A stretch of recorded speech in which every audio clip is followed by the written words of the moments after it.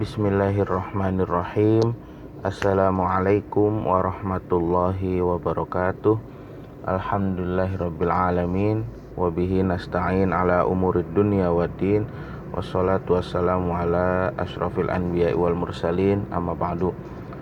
Anak-anakku sekalian, kita lanjutkan pada pelajaran PAI di bab 5, yaitu tentang zakat fitrah dan mal. Mudah-mudahan kita semua sehat semua, dan tak lupa kita bersyukur atas nikmat Allah.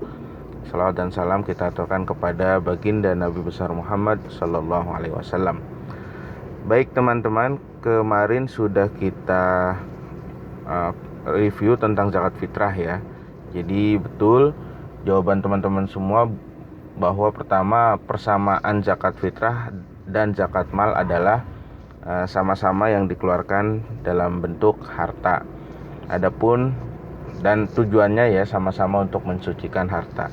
Dan adapun zakat mal dan zakat fitrah perbedaannya hanya dari segi waktu dan bentuk harta yang dizakatkan serta kadarnya. Nah, kita lihat peta konsepnya. Ini zakat fitrah dan mal. Pertama, pengertian zakat.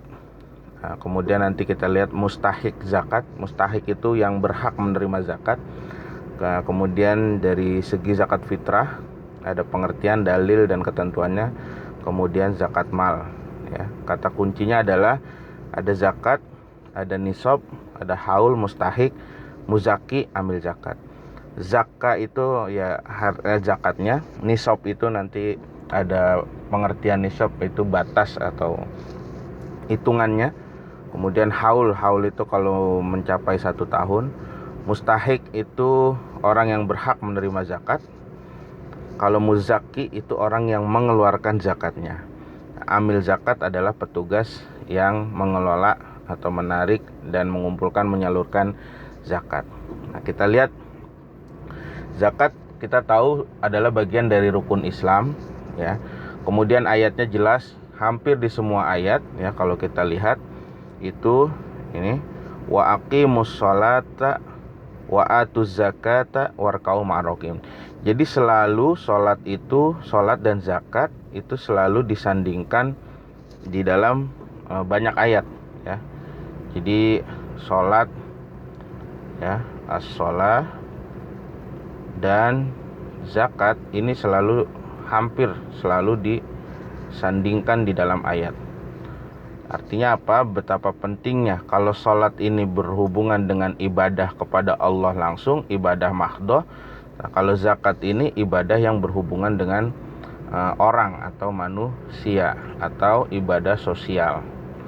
Ya, kalau ini tujuannya langsung kepada Allah.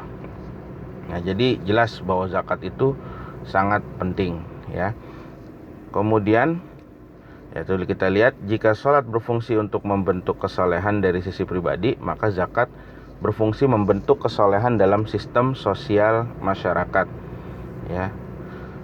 Kemudian kita lihat, nah ini pengertiannya ya.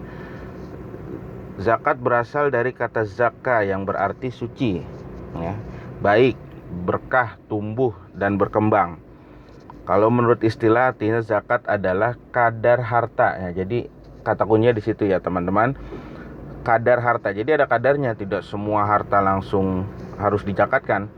Kadar harta tertentu yang diberikan kepada yang berhak menerimanya dengan syarat tertentu. Syaratnya apa nanti kita lihat ya. Jadi itu pengertian zakat. Nah, kita lihat ayatnya tadi ada surah An-Nisa ayat 77, waqimus sholata wa atuz zakah. Wa aqimus sholata wa atuz zakah warka'u ma'rokin. Terus yang berbentuk perintah, nah, khuz min amwalihim shadaqatan tutahhirhum. Ambillah dari sebagian harta-harta mereka shadaqatan ya, sebagai sedekah, zakat ya, tutahhiruhum, yang itu dapat membersihkan, wa tuzakihim, dan menyucikan mereka, wa sholli alaihim, dan berdoalah untuk mereka. Nah, itu jelas. Kemudian ada hadis Nabi juga. Nah, ini hadis tentang rukun Islam ya. Bunyal Islamu ala khamsin. Islam itu dibangun atas 5 perkara atau yang dibilang rukun Islam. Salah satunya ada wa itaiz zakah, yaitu menunaikan zakat. Nah, itu zakat secara umum. Nah, baru kita masuk pembagian zakat. Ada dua macam, ada zakat fitrah, ada zakat mal. Zakat fitrah, fitrah itu artinya kan suci, ya, fitrah, yaitu zakat yang dikeluarkan di bulan Ramadan atau dilaksanakannya pada bulan Ramadan. Jadi zakat fitrah itu yang membedakan dengan zakat mal dari segi waktu. Pertama, berarti zakat fitrah hanya dilaksanakan di bulan Ramadan. Apa yang dikeluarkan? Nah, zakat fitrah yang dikeluarkan berupa bahan makanan pokok sebanyak 2,5 kg. Ya, kalau di Indonesia makanan pokoknya beras, berarti beras yang dikeluarkan 2,5 kg. Nah, dalam zakat fitrah yang harus dikeluarkan zakatnya adalah makanan pokok setiap diri, baik laki maupun perempuan. Nah, ini hadisnya kita lihat, hadis dari Ibnu Umar, ya. Rasulullah SAW mewajibkan zakat fitrah pada bulan Ramadan sebanyak 1 sok kurma atau gandum, ya, makanan pokoknya gandum, atas setiap muslim yang merdeka atau hamba saya, laki-laki atau perempuan, anak-anak atau dewasa dari kaum muslimin yang dibayarkan sebelum menunaikan sholat Idul Fitri. Jadi zakat fitrah itu wajib, semua laki, perempuan, anak, dewasa sudah terhitung wajib zakat. Nah, ketentuan zakat berbeda dengan sedekah biasa. Zakat fitrah memiliki ketentuan yang mengikat yang harus diikuti. Apa ketentuannya? Pertama, syaratnya. Kita lihat. Syarat wajib zakat. Yang pertama, Islam, ya, orang Islam. Yang kedua, ada kelebihan makanan sekeluarga pada malam hari raya dan siang harinya. Artinya, kalau dia masih kekurangan, ya, itu tidak diwajibkan. Tapi kalau sudah ada kelebihan, wajib. Yang ketiga, orang yang hidup di bulan Ramadan, ya. Tadi tuh zakat fitrah itu wajib semua, anak-anak, orang tua, dewasa, ya. Termasuk bayi yang lahir sebelum terbenam matahari akhir Ramadan dan orang yang meninggal setelah terbenam matahari akhir Ramadan juga masuk wajib zakat. Ukurannya zakat fitrah, ya, sebagaimana hadis tadi, itu ada 2,5 kg makanan pokok. Nah, atau bagaimana sekarang, kalau sekarang banyak diuangkan, ya, boleh diuangkan dalam ukuran batasan tadi makanan pokok tadi. Nah, waktu menunaikan zakat fitrah selanjutnya kita lihat. Yang pertama, waktu menunaikan zakat fitrah menurut para ulama bisa dibagi menjadi beberapa macam. Satu, ya, waktu yang diperbolehkan. Waktu yang diperbolehkan yaitu dari awal Ramadan sampai hari terakhirnya, ya, sebagaimana hadis tadi yang dari Ibnu Umar tadi. Jadi yang pertama, waktu yang diperbolehkan yaitu dari awal Ramadan sampai hari terakhir. Yang kedua, waktu yang diwajibkan. Nah, jadi maksudnya ini waktu-waktu ini perbedaannya adalah dari segi keafdolannya atau keutamaannya. Ada yang lebih utama, ada yang waktu yang biasa, sampai ada yang disunahkan. Nah, yang kedua, waktu yang diwajibkan. Kapan diwajibkan? Yaitu mulai terbenam matahari terakhir di bulan Ramadan, ya. Jadi itu waktu yang diwajibkan. Kalau sudah mulai terbenam matahari di akhir Ramadan, itu sudah wajib. Kemudian waktu yang disunahkan. Yang disunahkan yaitu waktu sesudah subuh pada hari raya sebelum berangkat sholat Idul Fitri, ya. Jadi sesudah subuh, habis sholat subuh tuh, sebelum berangkat sholat Idul Fitri, itu waktu yang disunahkan. Nilainya lebih sunnah. Nah, yang keempat, waktu yang tercegah, tidak diperbolehkan, yaitu waktu sesudah sholat Idul Fitri, bahkan batal hukumnya jika dibayarkan pada waktu di luar waktu-waktu tersebut. Berarti batasan mengeluarkan zakat fitrah waktunya adalah selepas sholat Idul Fitri. Jadi tidak ada orang bayar zakat habis sholat Id, misalnya ke panitia DKM atau ke pengurus masjid, bayar zakat fitrah. Nah, itu sudah tidak diperbolehkan. Adapun kalau mau memberi, itu bukan zakat fitrah, ya, masuknya sedekah, infak, dan lain sebagainya. Jadi itu berarti tadi yang paling utama disunahkan adalah waktu sesudah subuh sebelum berangkat hari raya Idul Fitri. Nah, itu yang disunahkan. Oke, selanjutnya kita sudah tahu waktu-waktunya, zakatnya yang dikeluarkan apa. Kemudian buat siapa sih zakat fitrah itu? Nah, itulah yang disebut dengan mustahiq. Ya, mustahiq. Tulisan bahasa Arabnya mustahiq. Diambil dari kata hak. Hak itu artinya ya yang berhak ya. Mustahiq ya. Artinya orang yang berhak ya. Mustahiq zakat berarti orang yang berhak menerima zakat. Kita lihat ayatnya. Di surah At-Taubah ayat 60.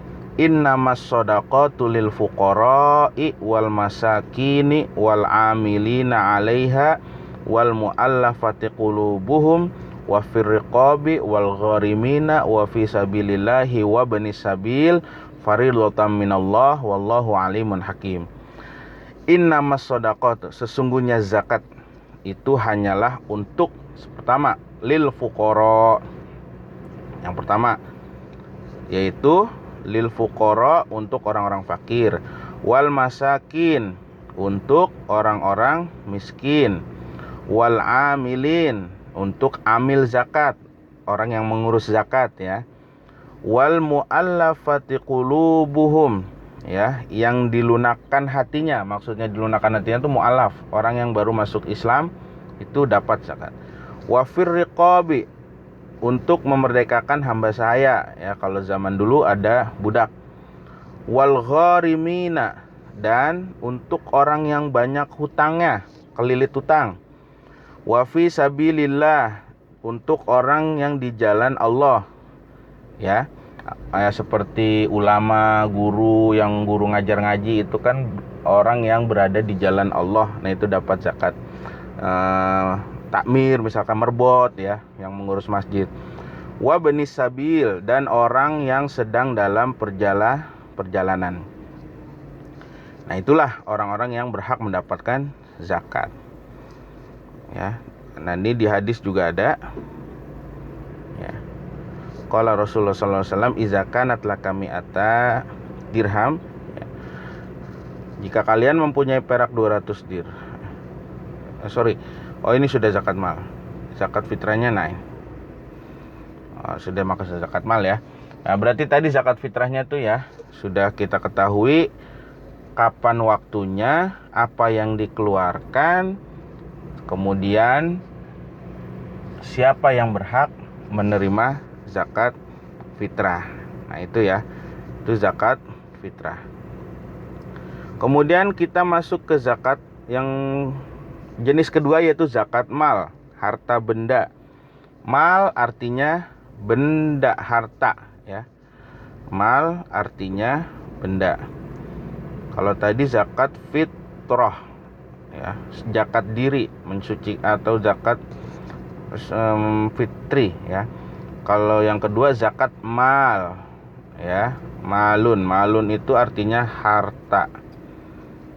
Nah, kan zakat fitrah yang dikeluarkan harta juga Pak ya. Zakat mal juga harta. Apa bedanya?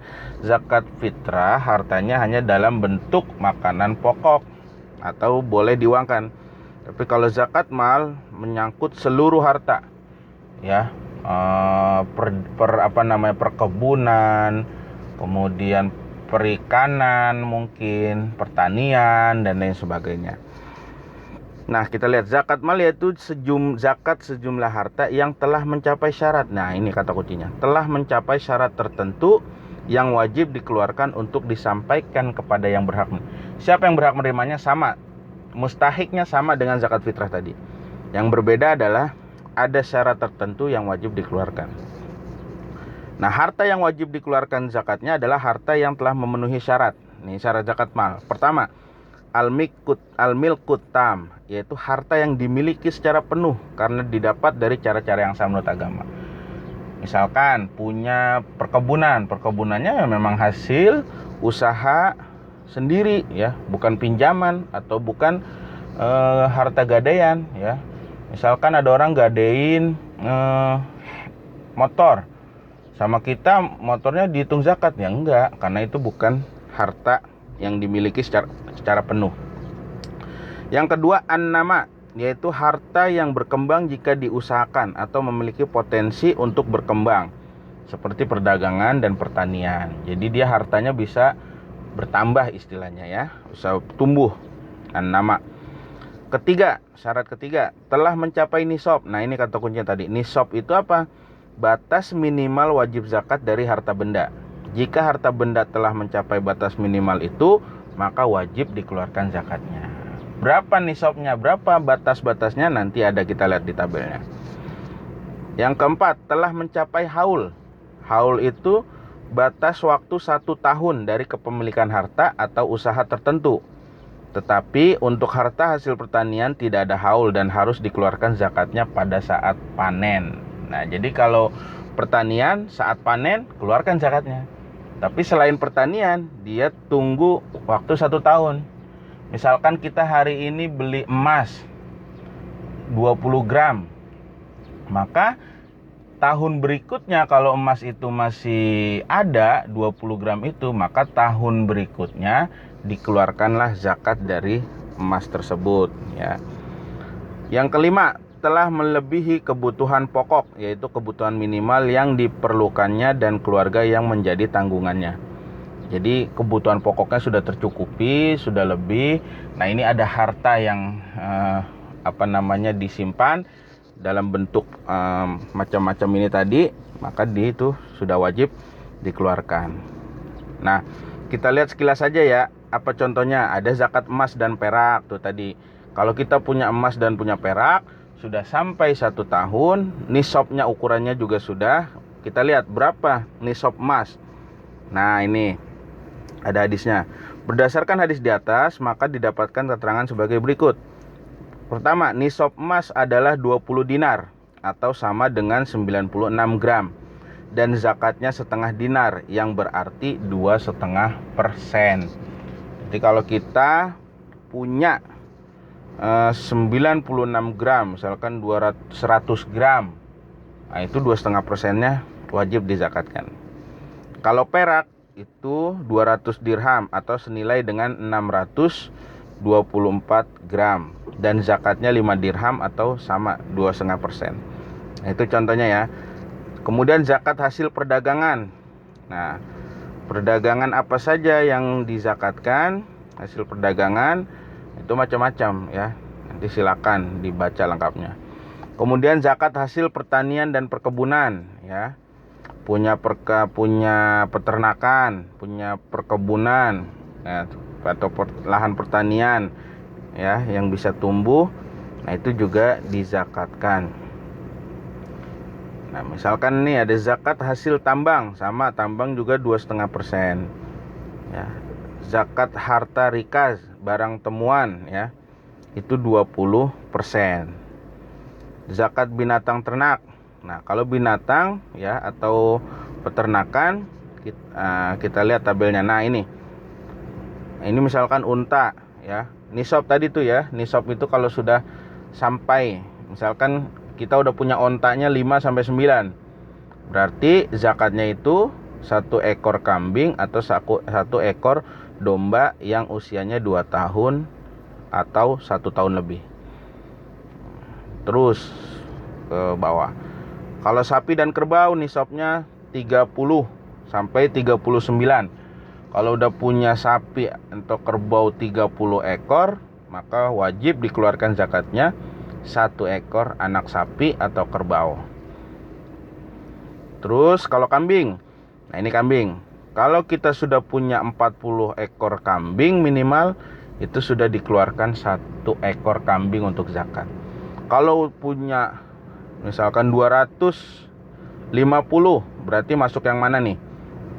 Tabel ketiga ya. Kalau punya 250 ekor kambing, ya berarti 3 ekor kambing betina atau 3 ekor domba betina usia 2 tahun atau 1 tahun lebih, itu yang wajib dikeluarkan untuk zakat. Nah mustahiknya sama. Mustahiknya nih kita lihat tadi. Pertama orang fakir. Orang fakir itu orang yang tidak memiliki harta dan tidak mampu bekerja. sederhananya gini, orang fakir itu tidak punya pemasukan, pengeluarannya banyak. Orang miskin, orang yang punya pemasukan, punya pengeluaran, tapi pemasukannya tidak cukup untuk pengeluaran. Nah, itu membedakannya secara sederhana, ya. Kemudian yang ketiga, yang berhak menerima zakat, amil. Amil itu orang yang mengurus zakat. Ya, dia yang menerima, dia yang merekap, mencatat sampai menyalurkan, itu namanya amil. Mu'alaf yaitu orang yang baru masuk atau memeluk agama Islam. Kemudian hamba saya, yaitu memerdekakan budak, itu boleh dapat zakat itu. Kalau zaman dulu ya. Zaman sekarang sudah tidak ada budak. Kemudian ghorimin yaitu orang yang mempunyai hutang karena suatu keperluan yang bukan maksiat. Ingat, utangnya bukan utang untuk maksiat. Boleh dia dapat zakat. Misalkan ini ada orang, saya Pak punya banyak hutang, belum bisa bayar, saya minta zakat untuk ini diri saya.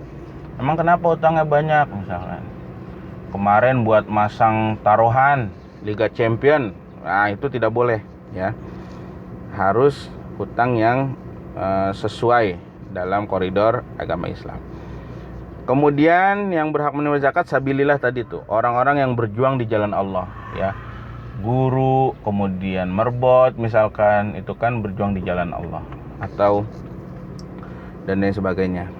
Dan yang terakhir ibnu sabil, yaitu orang yang dalam perjalanan untuk tujuan yang tidak melanggar ajaran agama.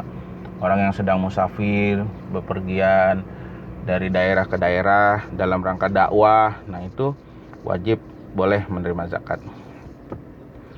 Nah, di kita ada namanya Badan Amil Zakat, ada Baznas, Badan Amil Zakat Nasional, yang itu yang mengelola zakat.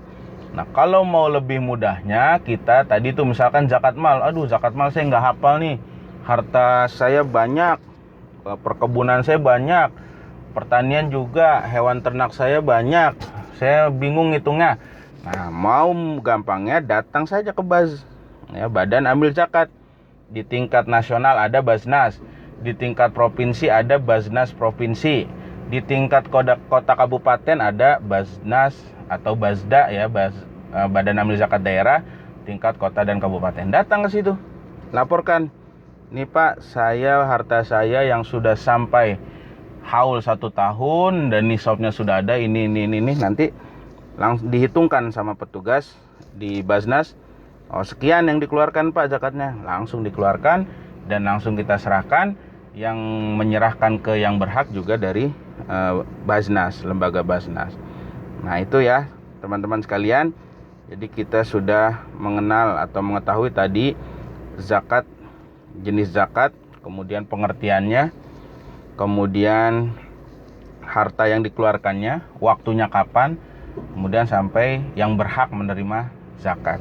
Nah, untuk selanjutnya, setelah kita sudah ketahui itu semua, maka kita mempraktekannya, wajib, ya. Kalau teman-teman belum punya penghasilan atau yang belum punya penghasilan, ya berarti masih tanggung jawab di orang tua untuk zakat fitrahnya, ya. Zakat fitrah tadi, karena zakat fitrah itu semua wajib dikeluarkan, ya, anggota keluarga. Nah, tapi kalau zakat mal, ya, harus yang sudah punya penghasilan. Yang sudah punya penghasilan pun tidak langsung wajib mengeluarkan, tapi tadi ada ketentuannya. Hartanya harus ada sampai pada nisabnya, harus haul, kemudian juga sudah mencukupi kebutuhan pokok hariannya. Nah itu mudah-mudahan. Oh ya, terakhir hikmah zakat apa? Hikmah zakat yang paling utama adalah untuk menghilangkan kesenjangan ekonomi antara orang yang berharta dan yang tidak. Itu hikmah utamanya. Dan hikmah selainnya adalah zakat itu tadi untuk mensucikan harta kita. Kemudian juga dengan zakat kita menumbuhkan kepekaan sosial di dalam diri kita. Karena tadi tuh zakat itu adalah ibadah sosial, ya. Zakat itu ibadah sosial nih, ya. Kalau sholat ibadah individu. Ada juga yang mengatakan zakat itu ibadah maliyah, ya. Ibadah maliyah artinya ibadah harta, ibadah harta ya, karena yang dikeluarkan berbentuk harta. Nah, itu hikmah zakat ya. Mudah-mudahan dengan demikian kita semakin peduli, semakin menumbuhkan kepekaan sosial di dalam diri kita, terutama di dalam masyarakat, sehingga masyarakat sudah terbantu dan menjadi masyarakat yang rata secara ekonomi dan tidak ada lagi kesenjangan. Nah, itu teman-teman sekalian, kalau ada yang ingin ditanyakan, silakan di kolom chat atau di kolom komentar ditanyakan, nanti kita bisa diskusi di situ. Terima kasih. Jangan lupa dibaca lagi untuk materi zakat fitrah dan malnya. Untuk tugasnya nanti lanjut di kolom komentar atau melalui via WA. Terima kasih teman-teman. Sampai jumpa lagi nanti. Wabillahi taufiq wal hidayah. Wassalamualaikum warahmatullahi wabarakatuh.